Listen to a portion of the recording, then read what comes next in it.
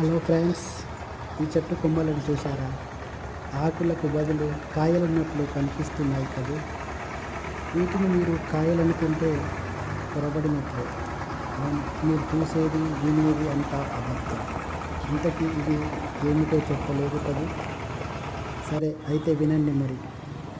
రావి చెట్టుకు కనిపిస్తున్నవి ఆకులు కాదు, కాయలు కాదు, వేలాడుతున్నవి గబ్బిలాలు.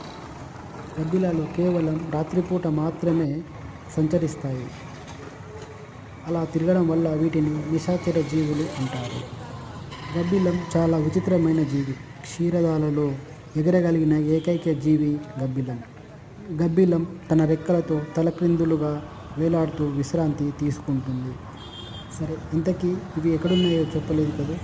ములుగు జిల్లా కేంద్రంలోని బండారపల్లి రోడ్లో ఉన్నాయి. ఈ వీడియో నచ్చితే లైక్, షేర్ చేయండి.